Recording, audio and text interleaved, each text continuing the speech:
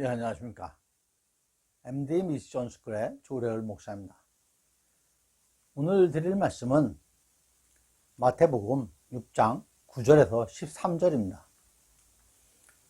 그러므로 너희는 이렇게 기도하라. 하늘에 계신 우리 아버지여, 이름이 거룩히 여김을 받으시오며 나라가 임하시오며 뜻이 하늘에서 이루어진 것 같이 땅에서도 이루어지이다.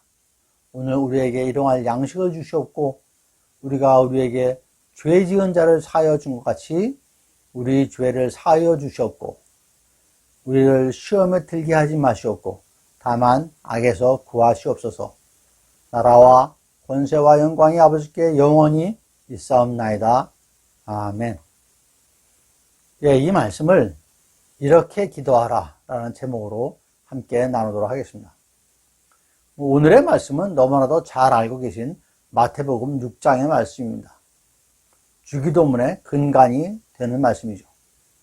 마태복음에서 5장부터 7장까지는 예수님께서 하신 산상수훈 설교문입니다.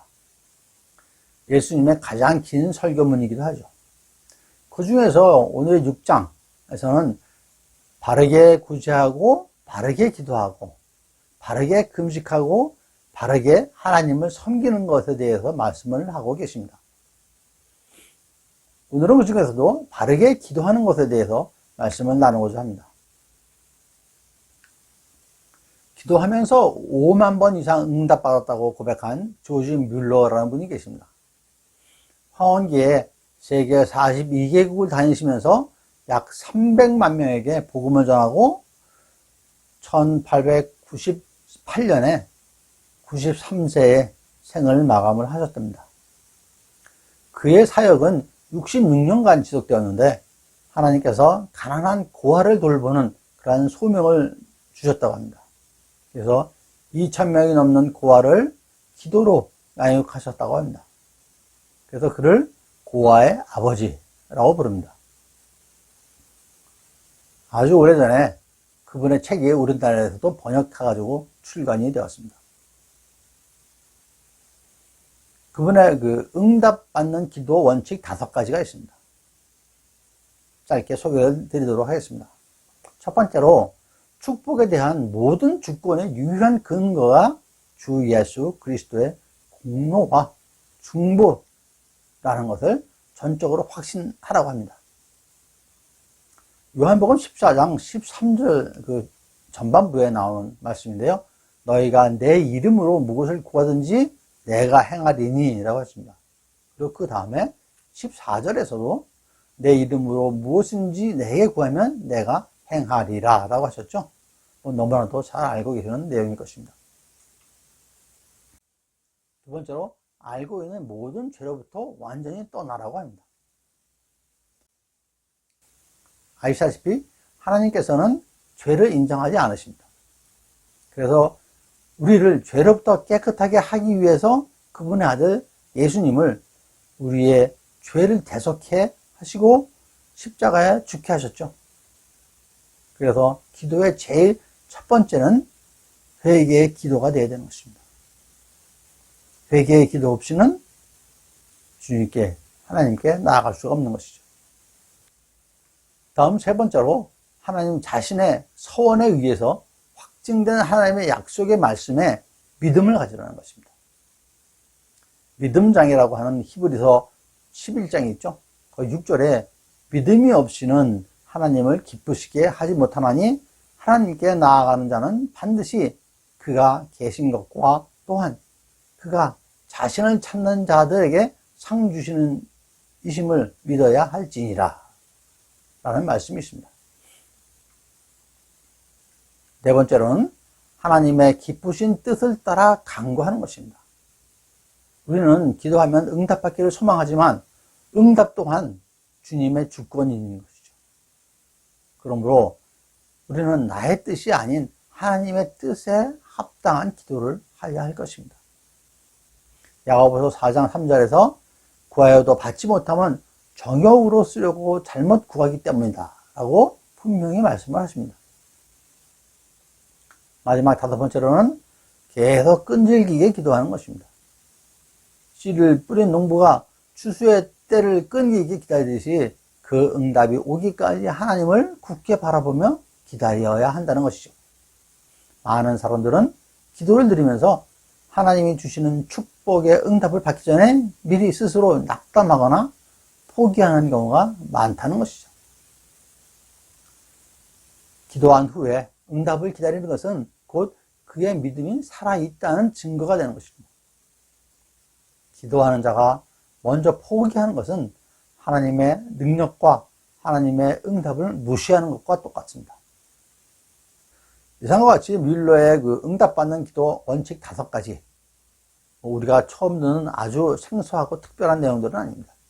하지만 실제로 우리가 기도할 때 이러한 응답받기 위한 기도 5가지 또 하고 있는지 한번 돌아볼 필요가 있을 것 같습니다. 그러면 예수님께서는 어떻게 기도하라고 가르쳤을까요? 예수님께서 알려주신 그 기도의 내용에 앞서서 먼저 예수님의 기도 습관을 잠깐 말씀드리겠습니다. 예수님께서는 모든 사역을 시작하시기 전에 항상 기도로 준비하셨습니다. 예수님께서 성령에게 이끌려 마귀에게 시험을 받으러 광야에 가셨죠. 가장 먼저 하신 게 무엇입니까? 4장 2절에 40일을 밤낮으로 금식하신 후에 줄이신지라 라고 기록합니다. 40일간 금식 기도하신 것입니다. 시험 받기 전에.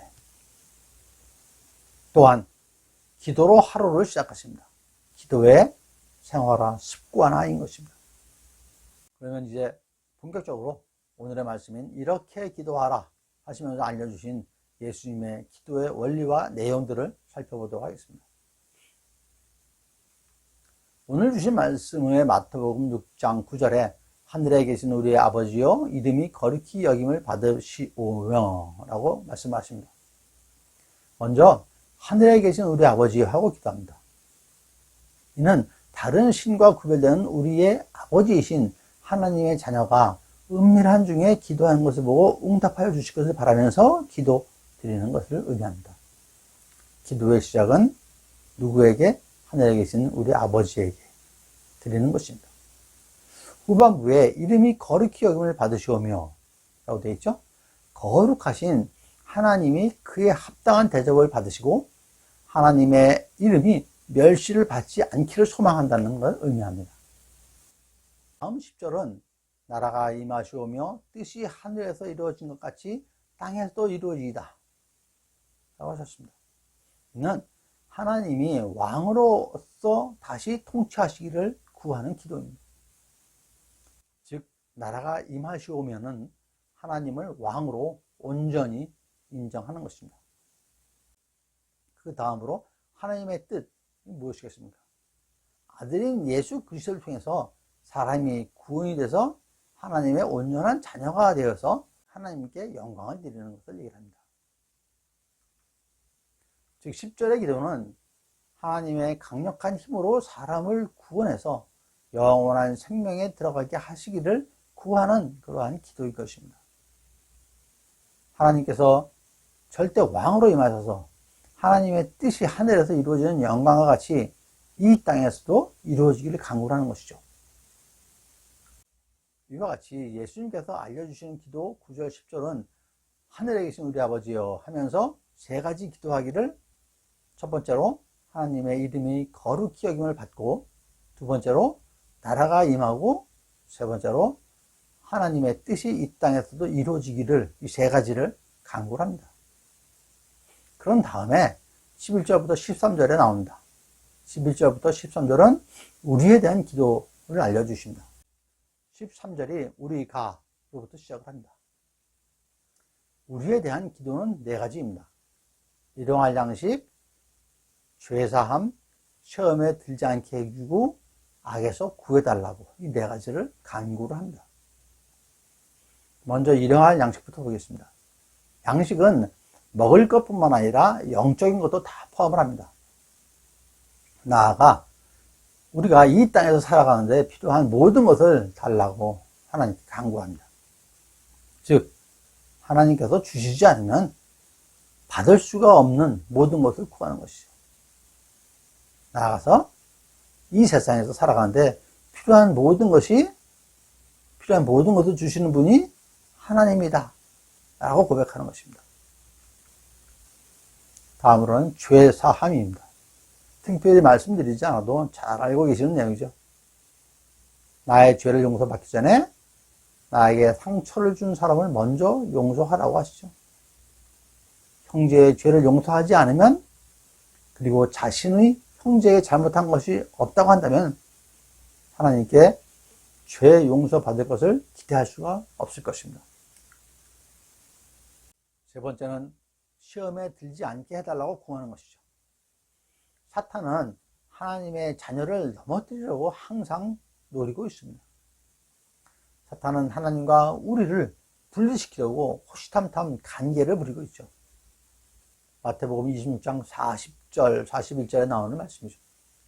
예수님께서 겟세마네에 가서 기도를 하는데 제자들이 자고 있었죠.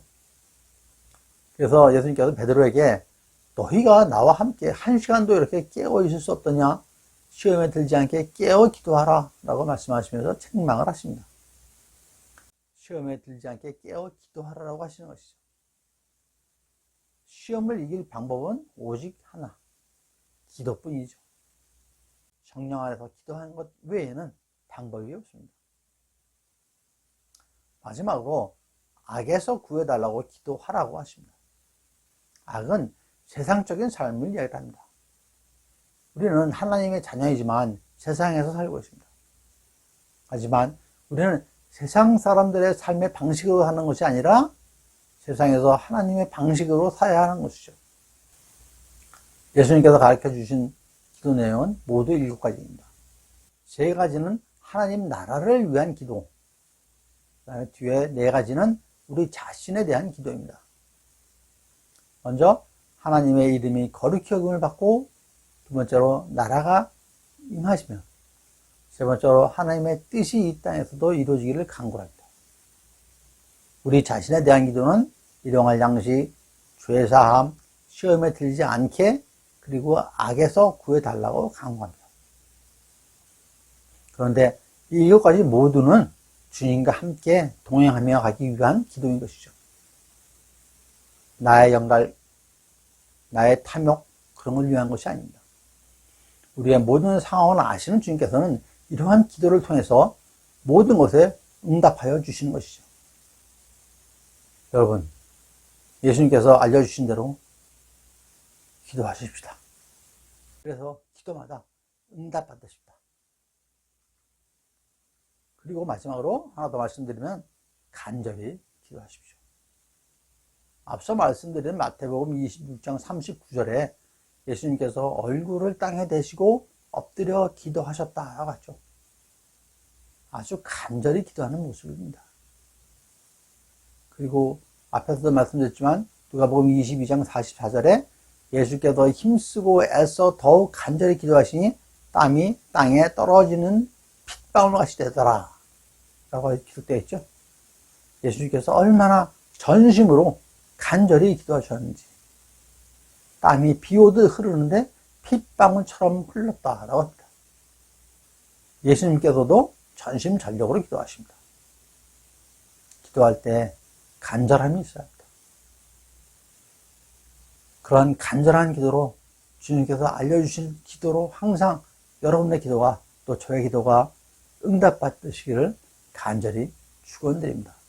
감사합니다. MD 미션스쿨의 조래을 목사였습니다.